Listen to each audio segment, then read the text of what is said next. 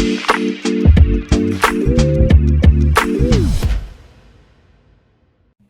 right, we're back here on the Chase Thomas podcast, where I'm still the aforementioned Chase Thomas, coming to you live from Knoxville, Tennessee, up there in New York City.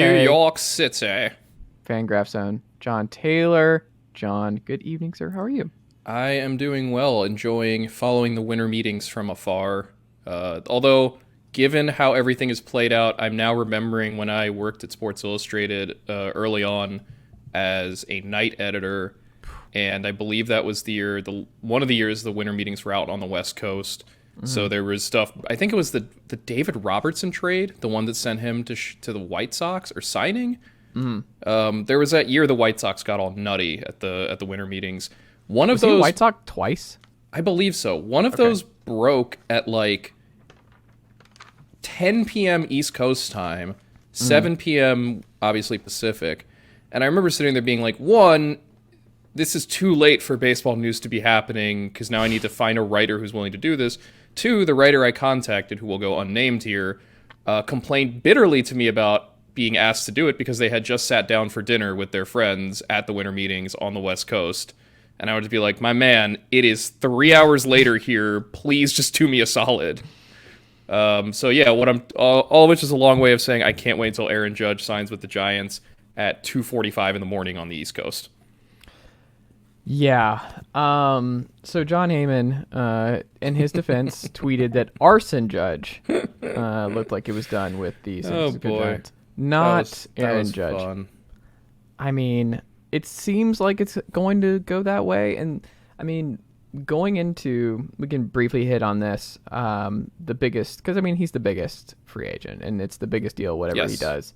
And I said all offseason, I said going into this year, and you see the offer, and I think the years are the same, the reported years are the same. It's just like the Giants are offering like 20 extra million. I think we saw something along the lines of 8,360, I believe, was the offer that had been floating around on Twitter, which would be, I believe, a 40. What is that? That's I saw 45. Yankees was 8,340, I think, right? Okay, so yeah, then I think, the Giants one would be 8,360, which is a $45 million average annual value, which is astonishing to think about. But, I mean, we thought it wasn't going to happen because, like, the Yankees let it get here. Like, guys, generally speaking, if you look back through baseball history, when you get to this point and it's you versus the rest of Major League Baseball to sign this guy, you always bet on some other team doing it. You should not bet on the team. It definitely, and I think what's instructive is, and there was apparently Judge was named Time Magazine's Athlete of the Year, and as part of the interview they did with him, he revealed that he was pretty unhappy with the Yankees leaking their beginning of the season, opening day, whatever it was, offer. I mean, look, like, I had assumed Judge would come back to the Yankees in large part because I figured the Yankees couldn't afford to let him go. Right. I figured they would just be like, look, whatever your best offer is, come back and we'll better it, or we'll just make you the best offer as a way of essentially apologizing for the incredibly bad bet they made at the beginning of the season that Judge would basically take the money over playing out a walk year, which, oops.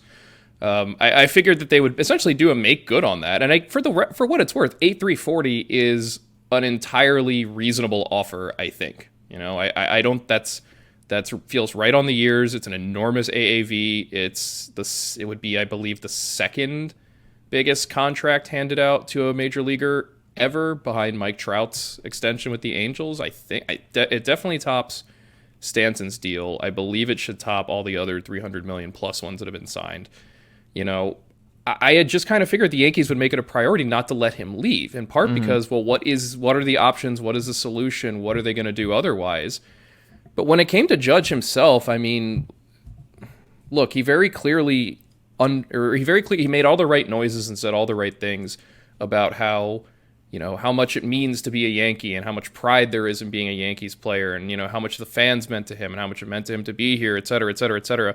But when the other team that comes calling is quite literally the hometown team that you grew up rooting for, and where you will be not just the unquestioned star, the unquestioned face of the franchise, for one that hasn't, I mean, the last one I guess was Buster Posey, but that hasn't had a star of this caliber since Barry Bonds left 15 years ago, but also to get to do it in an environment that is home, where you're comfortable, and where, more importantly, the fan base and the media are not stark raving insane if you do not win the World Series every year. And that's not to say that Giants media or fans don't care. They're very clearly it matters there. And I think you could see it in the fact that one of the things that a lot of Giants writers noted, and I think is probably a large part of if they do sign Judge, why they will sign Judge, is that their attendance figures went down last year. People are not just going to keep showing up to Giants games because they remember the good times with Buster Posey and Madison Bumgarner and Joe Panic, just to throw in an extra name there. Like, they want something to keep them going, and there really is nothing better than that. Than, hey, here's a guy who hit 60 frickin' home runs last year, is enormous and a giant, is great at every facet of the game, is literally from the area. Oh, and we're going to do it at the same time where the Dodgers are getting worse this offseason too. Like, you have to do something if you're the Giants. And I guess at a certain point, obviously, we don't know where Judge is going. There hasn't been an announcement made, although honestly, it feels like there could be one made like any minute. But like while we're recording. Yeah, while we're recording. But regardless, point being, like, it just does seem like the Giants, it sounds kind of silly because it sounds like I'm talking about like a rushing play, but like, it just seems like they kind of want this more. Like the need for them is that much bigger, and that it lines up pretty much perfectly with a player who maybe is thinking to himself, why do I want to go back to a city where the fans booed me at the end of the postseason because the rest of the team was bad, where the media is always on my back about something, where I'm not even allowed to grow facial hair if I really want to have a goatee for whatever reason. Why do I want that? When I could go home and be near my family and my friends for the team I grew up loving, to help them do something that I couldn't do in New York, and that, quite frankly, maybe he feels that New York, it's not that they can't do it, but that there may not be that much worse of a chance of doing it in San Francisco over the next 8 years than in New York. Do I agree with that? Probably not, but I think what it makes me think of is there's a piece we ran on Fangraphs by Ben Clemens back on Monday, where he talked about wanting to do less quantitative analysis of free agency, which is to say winners and losers based on how much did that player sign for, what was the surplus value, did they pay too much, did they get a good deal, whatever, and more on the qualitative analysis of, well, like, how exactly does this player fit here? What about this player is a good fit for this team?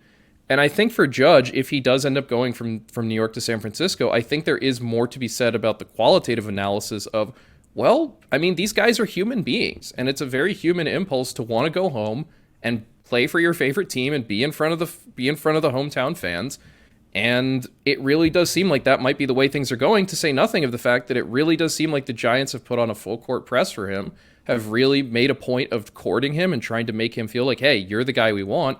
Whereas obviously the Yankees made their offer, and again, it's a good offer, but I do just wonder if after this whole year, and after especially, it seems like that opening day extension reveal that just did not work out, it really does seem like maybe there is just a disconnect between Judge and the organization, between Judge and the Yankees, that ended up pushing him into San Francisco's arms. I mean, we'll see.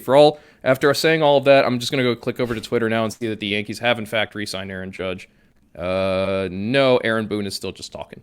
So, but yeah, I think I would understand it completely if Judge left. And I think there'd obviously be plenty to talk about afterwards of what does San Francisco need to do and what does New York do next. But I think it definitely feels at this point to me like San Francisco has to be the favorite over the Yankees.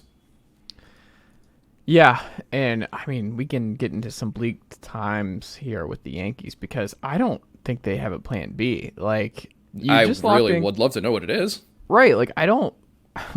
I mean, I guess you go really hard at one of the big shortstops that are remaining, but I don't think that really moves the needle. Like, there's just no... I don't know. Like, I don't have the pieces for a big trade. Like, I don't know what you do. I would imagine that they probably try to make a trade, in particular rotation-wise, because the other guy they missed out on, who I think would have made a lot of sense for them, if they had known, or if... And maybe some of this is just the timing that kind of screws them, but I think Justin Verlander would have made a lot of sense for this Yankees team. Yeah.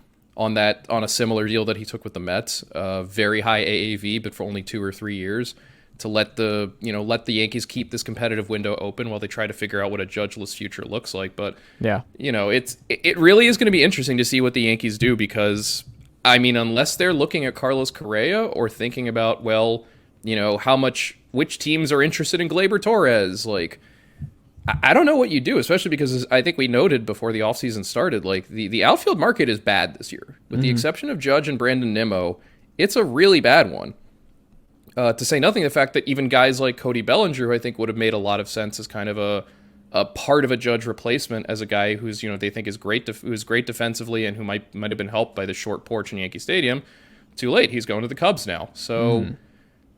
I think, I am going to be really interested to see if Judge leaves what the Yankees do, because I think the only other team this offseason where I've looked at and gone, quite frankly, I don't know exactly how you're planning on getting from here to to an opening day roster where we feel comfortable calling you maybe not real contenders. Better said, I don't know if there's a team that I've looked at this offseason and gone, wow, you have a lot of work you need to do somehow, is the Dodgers too. Another team where none of the available free agents really made a whole ton of sense for them, especially as we've noted before, like they're not a team that gets in on these big long deals for guys like Judge or Garrett Cole. But I think there need to be some trades made there, though, because there are a lot of spaces on that Dodgers roster where you're like, that's the plan? Gavin Lux, opening day shortstop? Okay, sure. But similarly with the Yankees, like, I would love to know what they plan on doing about right field going forward, because if it isn't Judge, there are not a whole lot of great options there. I'm just not worrying about the Dodgers. They deserve the benefit of the doubt. Oh, I'm not worried about them. I think I'm not worried about the Dodgers. I'm just really curious what they're going to do. Yeah. Now that you've re-signed Brian Cashman, though, right? He gets a 4-year extension. Mm-hmm. I think he gets a bad rap by and large. I mean, I think he's a solid. It could be way worse. Like, my thing with Yankees fans, it could be so much worse than Brian Cashman. He's still one of the smartest, most thoughtful, just in regards to how to assemble a team. I think there are some ways in which Cashman doesn't exactly, but I don't know. Like, he does the job you would want him to do, and he does it well. Like, so much of what these guys do, the GM, I think, is better understood as the guy who can best put the team in a place to succeed, but the actual success, there are more factors to it than that. And I think more often than not, far more often than not, Cashman puts his team in a position to succeed in a way that other general managers simply are not as good at doing. Yeah. Some of that obviously is having a lot of money, but as we've seen the last really decade at this point, the Yankees don't have the unlimited, the credit card with no limit anymore. Right. They're, with the exception of guys like Cole, and I would have expected a guy like Judge, the big spending is not really there. And I think that obviously makes Cashman's job harder, but I think he's still one of the more creative, clever.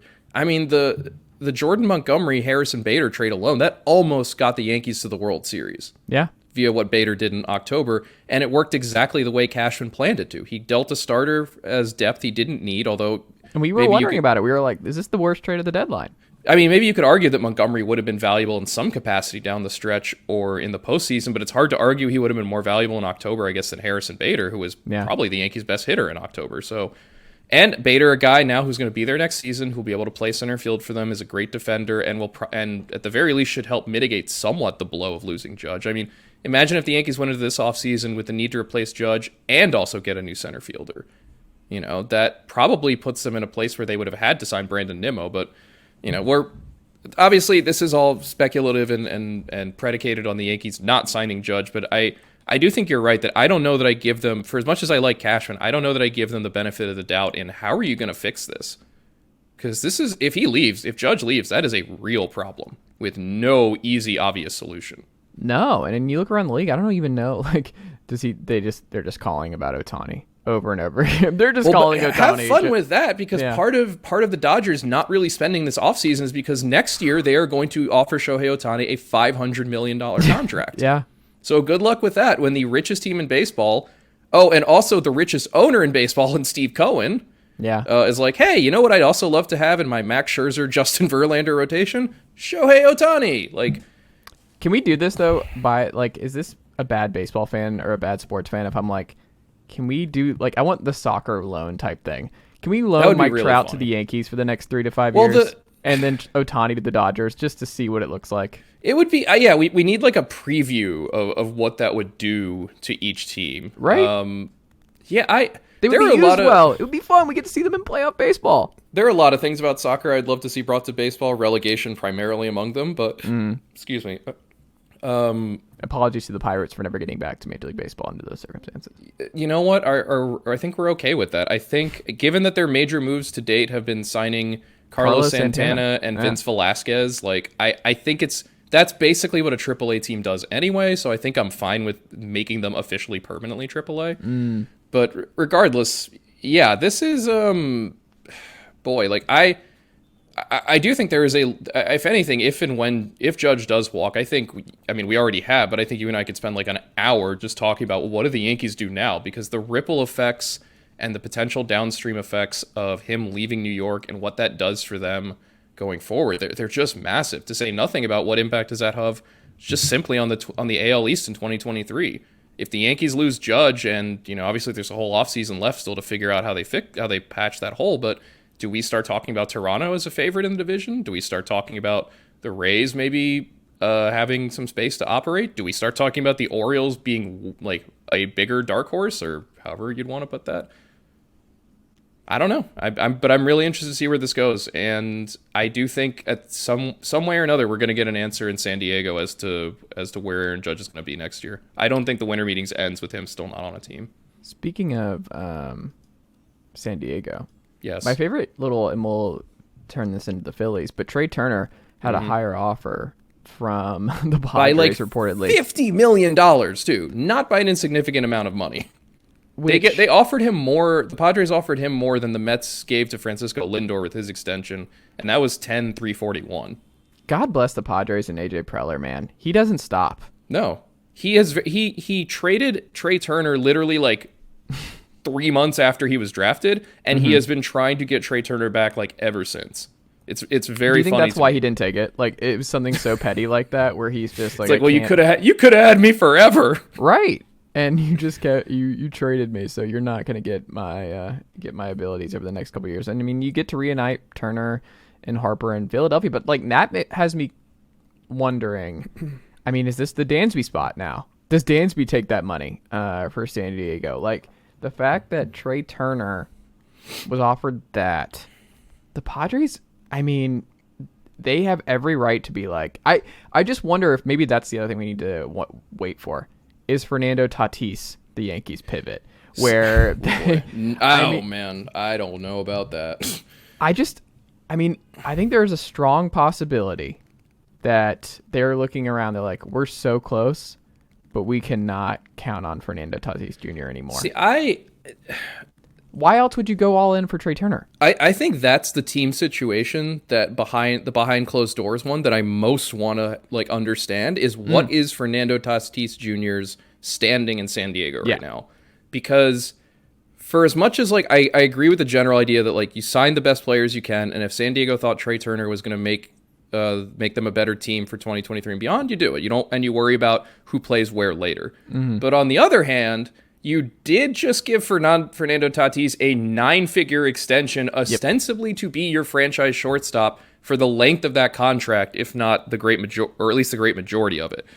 And a year later, we are now in a position where it's like, if the Padres had signed Trae Turner, would Fernando Tatis have become an outfielder? That's what I'm saying. Like, that's what we're not talking about enough. So it's like, and I understand the PED suspension obviously threw in a gigantic wrench into a lot of it, and that's, I think, part of what I'd love to know is, did that change the calculus in San Diego's front office as to, wait, we cannot build around this guy. He's not the guy we thought he was. Maybe it's, he's Fernando Tatis Jr., for as talented as he is and for as good of a kid as he seems to be, also does seem to have a habit of making rash, stupid decisions and then trying to lie his way out of them, which speaks, I think, mostly to the fact that he's very young and got to be very rich and a superstar very young, which... Ask A-Rod. I mean, he came from a ask A-Rod what that family. does to your personality. Like, he got to see it with his dad. So it's not like this just never understood the MLB. I mean, that wasn't a star like him, but I mean, he was around major league players. And that's fair. League, yeah. But I do, regardless, I do wonder, like, is there something about Tatis so far that has convinced the Padres that they do not want to build around him anymore? And that they would rather, I mean, maybe some of it is as simple as they just don't believe in him defensively anymore, particularly because of the shoulder injuries he's suffered, and they don't want him making throws from shortstop on the regular. Maybe that's part of it, or maybe it is the PED suspension and the broken wrist he suffered while on a motorcycle, and the fact that he, like, for as much as I love his play style, it can be a little out of control at times. I wonder if they're just thinking this guy is not mature enough to be the face of this franchise. We need to figure something out, and maybe that means taking him off the shortstop position right now. I don't know. Like, if San Diego had gotten Turner, yeah, I think there would have been some really, really interesting questions following that. That is an expensive-ass team. It really would have been, between Tatis, between Machado. Would that have made them the highest payroll in baseball? It had to have.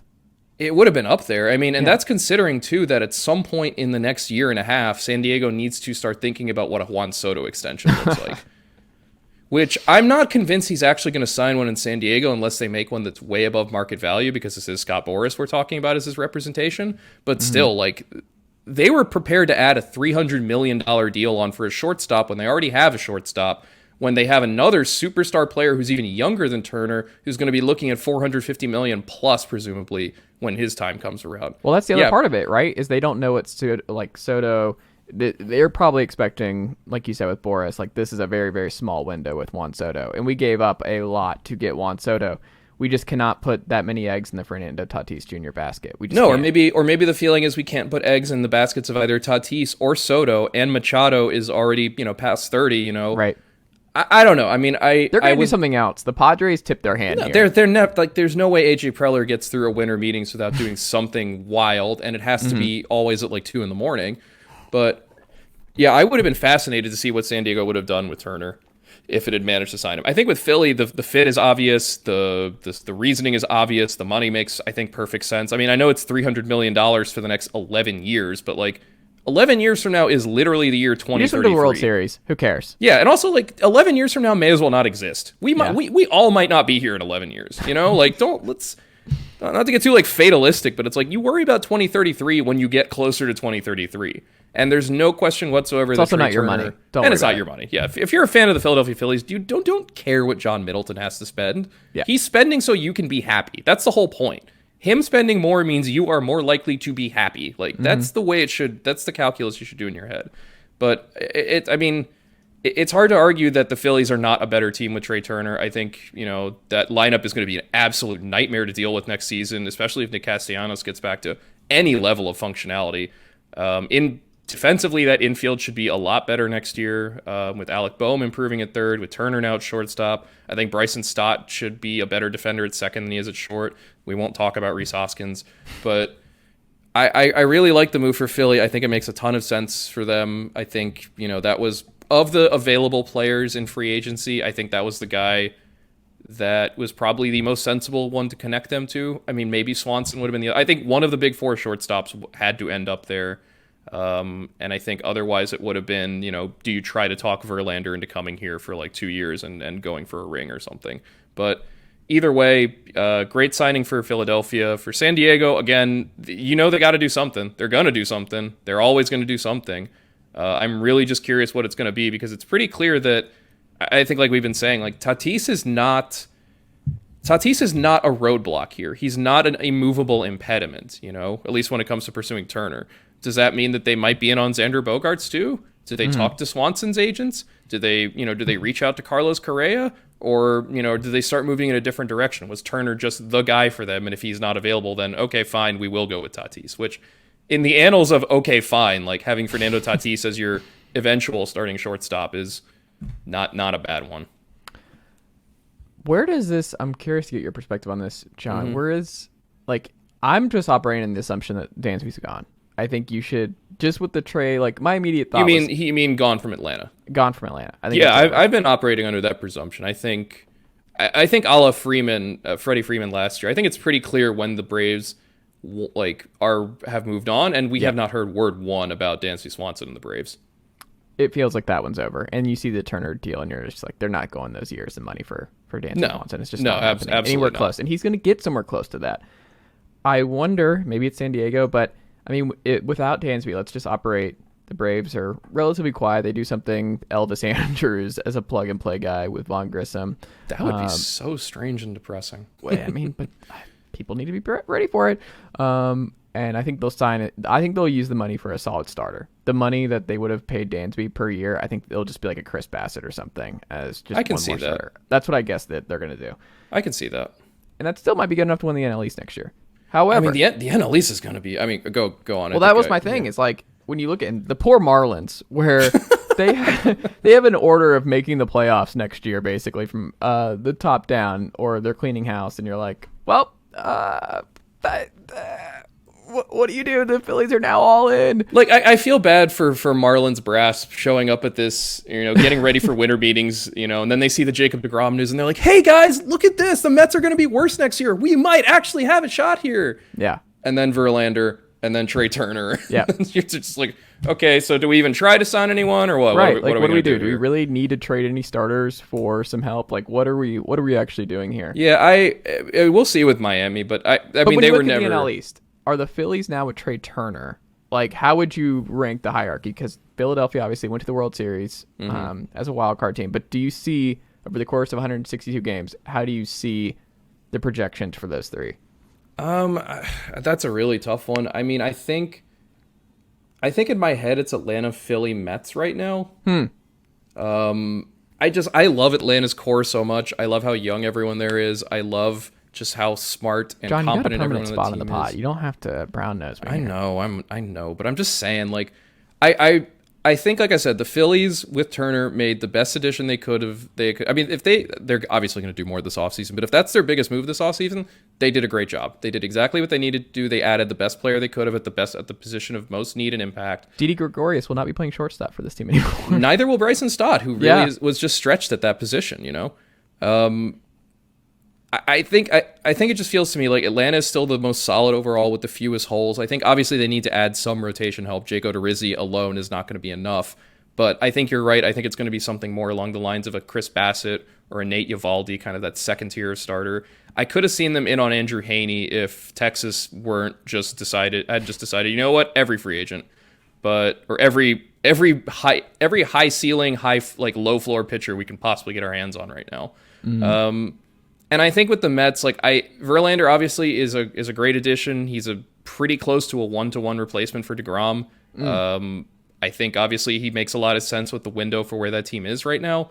But I don't really feel good about the Mets. I think we talked a lot about how many roster spots they still need to do something about and how they've already sunk an enormous sum of cash into the existing roster, and that includes the contract for Verlander and the big contract they give Edwin Diaz as well, that they pretty much had no choice but to give Edwin Diaz.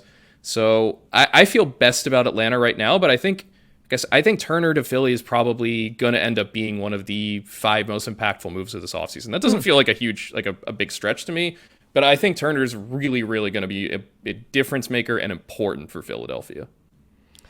We'll see. It's fun. I like this because the NL East is going to be a bloodbath at the top, and that's what you want. It's more fun to have real competition in baseball, and it is. Look, a 3-way division race all the way through the season. Hell yes, sign me up every time. That's the fun stuff.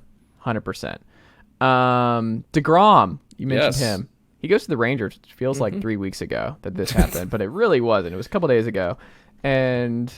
Look, the Braves were quote-unquote in on this, but that was never going to happen. We wondered where it was like, if he doesn't go back to New York, where's the team? And the team who's just like, if you're looking for a pit, we knew what deGrom was going to do we know where his head was at based on what he did here. Mm-hmm. He was like, man, I have not played baseball all that much in the last 2 years. I'm in my mid-30s.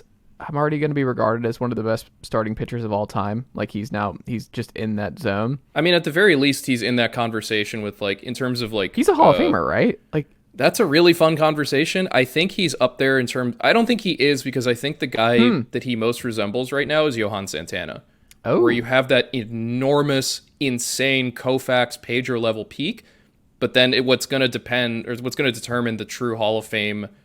Is going to be the longevity past this stage. I think. What have we always said though about Texas? The devil magic in Texas. That is true. I mean, that's. Look, if any team can do it, I think that the Rangers are up there in terms of being able to keep a guy healthy and being able to help. I mean, the nice thing about deGrom is it's not like there's any more production or performance you can really get out of him. Yeah. He's a maxed out supercar. He has the best fastball in baseball and the best slider in baseball. Like, yeah. There's nowhere really else you need to go with him. Yeah. So the trick for him is going to be, I think, a la Ohtani. What do you do to keep him healthy? How do you structure your rotation to give him the most rest that's possible, to make sure he's going to throw the most innings for you that he can? Because I don't think anyone expects Jacob deGrom to turn into a 200-plus inning workhorse over the course of this deal. And I think if you probably polled people around the industry, I'd imagine the majority of them would say that at least one of those seasons he is not going to pitch at all. You know, I think that's a pretty safe bet given what we've seen. And the reality that pushing himself to this peak of performance may just not be something his body can actually handle. You know, it may just not be possible to pitch like this for an extended period of time. On the other hand, if you're Texas, and we've talked about how much it seems that the Rangers really clearly want to establish themselves as contenders. They gave almost $600 million or they did give, I think, $600 million to Corey Seager and Marcus Semien last year. Plus they signed John Gray. This is the kind of move you make if you want to become an instant contender, because on a per inning basis, there is no pitcher on earth better than Jacob deGrom. You know, and if that ends up being 150 innings a year, fine, so be it. You'll figure out the rest later, because those 150 innings a year are going to be as close to perfect as you could pretty much imagine. To say nothing of the fact that as a Texas team that is almost certainly not going to win the West, or at the very least is not going to be a favorite for the West, but now I think has firmly inserted itself into wild card conversation, you're going to be going into that first round of the playoffs, best of 3, and the second round of the playoffs, best of 5, with Jacob deGrom in your rotation. Yeah. Really hard to top that. And obviously, there's more to be done with Texas. We noted the Andrew Haney signing, which is another, obviously a far kind of cheaper version of deGrom, but that same kind of, look, when this guy's healthy, he's unhittable, essentially. When he's not healthy, well, he's gone for 3 months. Like, it's kind of a similar, the ceiling is very high, but the risk is also pretty pronounced, and it's mostly toward the you know, is this guy actually going to pitch the majority or length of duration of this contract?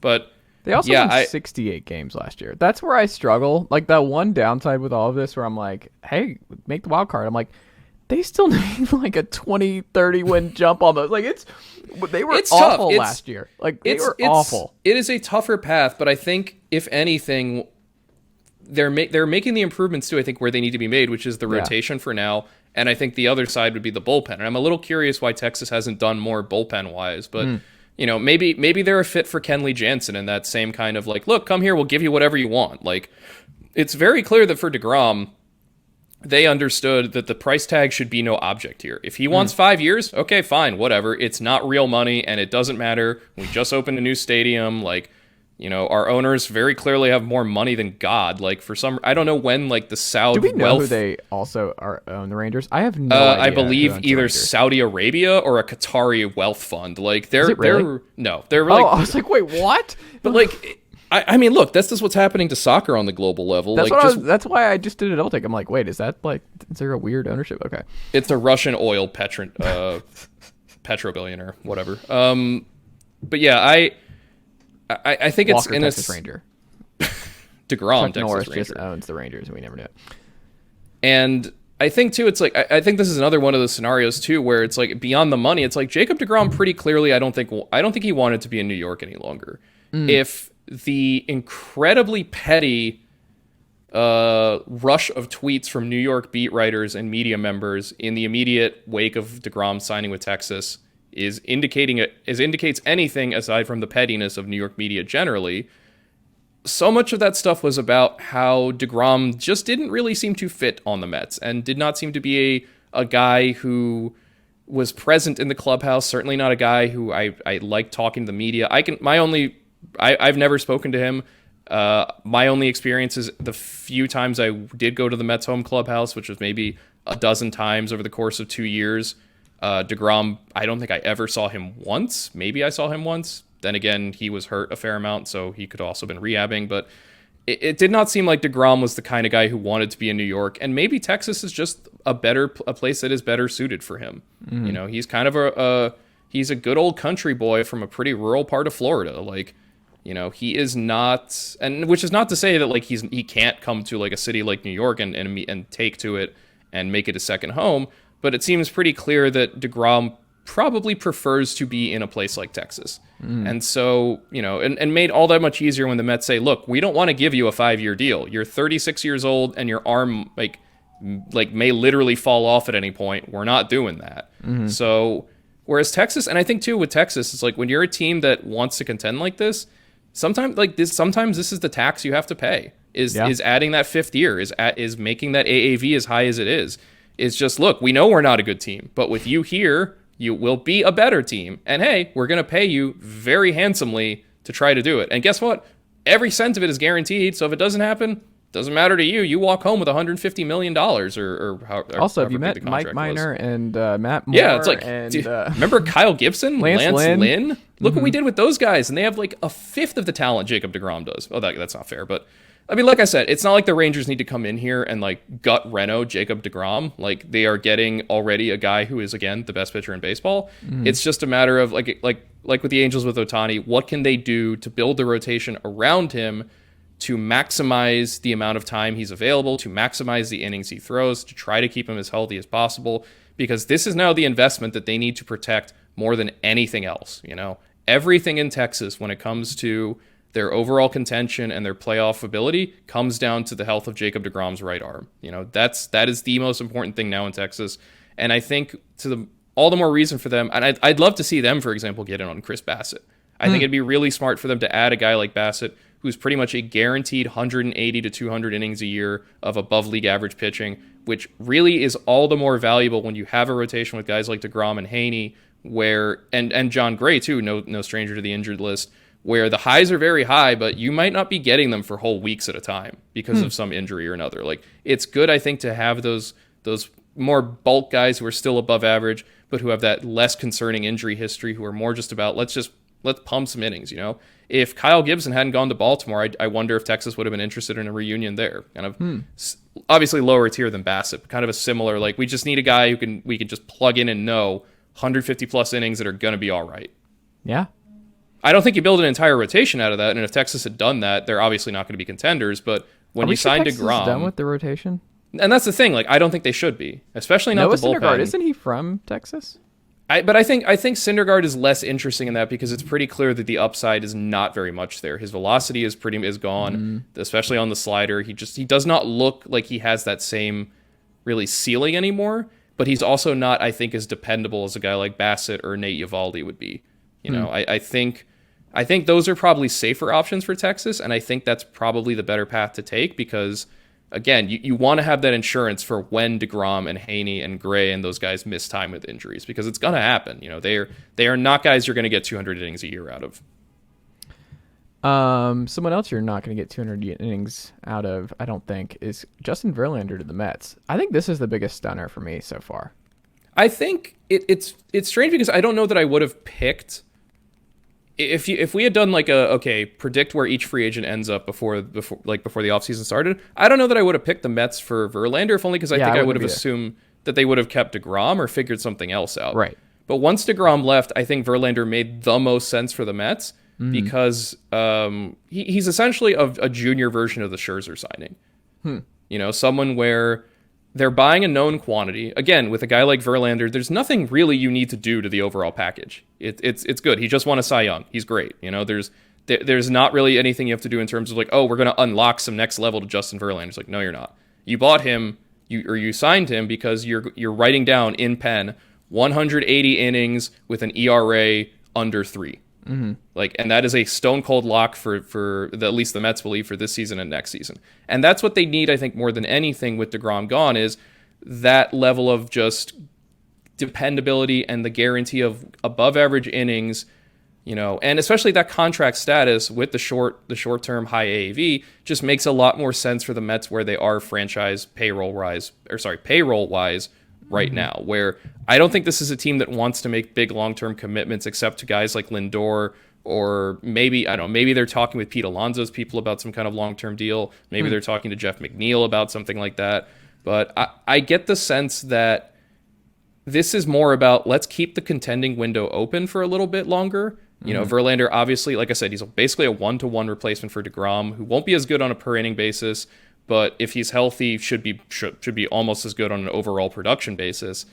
without having to tie ourselves down to a huge long-term deal for a guy like Carlos Rodon, for example, who is now obviously the number one pitcher left on the market.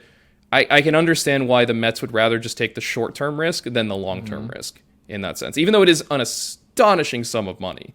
Rodon's another one I don't know. Like, I guess San Francisco. I have no clue where he's going at this point. Yeah. No real clue. Because if it's true that he wants 6 years, then I don't know if he's going to get 6 years, but I think that's going to push a lot of the like Yankees, Dodgers, Astros contenders out of the way. Because I think they are more comfortable with something like Verlander for 2 years, Scherzer for 3 years. You know who's going to do this?